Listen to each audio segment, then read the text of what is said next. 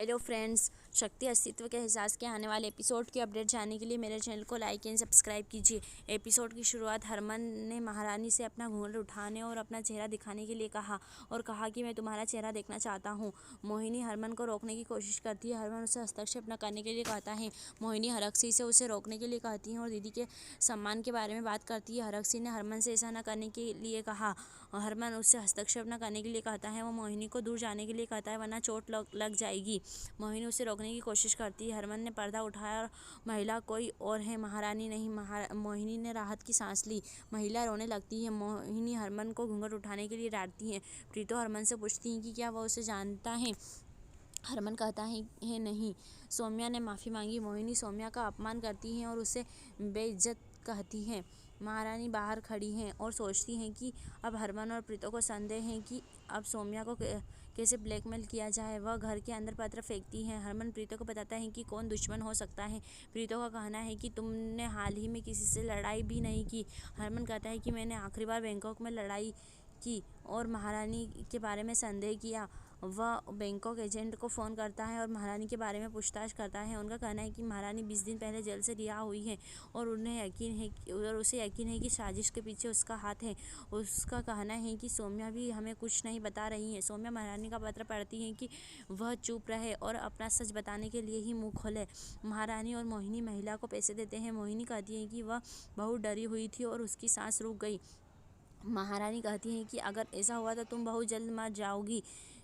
वह उसे बताती हैं कि उसने पिछली रात सौम्या को जाते हुए देखा और प्रीतो और हरमन की बातचीत सुनी, इसलिए वह सुबह सुबह बाजार गई और इस महिला को वहां से ले आई। सुरभि इंटरव्यू देती है और बताती हैं कि उन्हें स्वतंत्र होने का एहसास हो गया है। उसे नौकरी मिल जाती है। चंदा बताती हैं कि वे रानी को खोज लेंगे। मलिका कहती हैं कि आगे क्या करना है मैं बताऊंगी। सौम्या हरमन को ढूंढती है और चिंटू से पूछती हैं। चिंटू का कहना है कि वह नहीं जानता। प्रीतो का कहना है कि मैंने उसे किसी काम के लिए बाहर भेजा है। सौम्या सोचती हैं कि बस 2 दिन बचे हैं और सोचती हैं कि क्या करना है। वह सोचती हैं कि अगर मम्मी जी ने मुझे नहीं रोका होता तो मैं मर जाती। वह सोचती हैं कि उसे 2 दिनों में अपनी जान देनी होगी। प्रीतो उसकी बात सुनती है और चौंक जाती है। वह सोचती हैं कि मामला बड़ा है और उसके फ़ोन से संबंधित है। वह सोचती हैं कि वह सौम्या के आसपास ही रहेगी और सब कुछ ठीक करने के लिए भगवान से प्रार्थना करती हैं।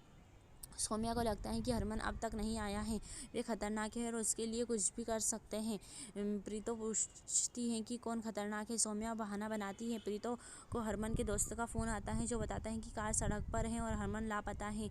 वह चौंक जाती है। सौम्या उसे हरमन को फ़ोन लगाने के लिए कहती है। प्रीतो ने हरमन को फ़ोन किया लेकिन उसका नंबर बंद है। सौम्या कहती है कि मैंने उसे बाहर न जाने के लिए कहा था, लेकिन वह कहती है कि हरमन का अपहरण कर लिया गया है और कहती हैं कि अगर तुमने मुझे कल रात नहीं रोका होता तो ऐसा कुछ नहीं होता।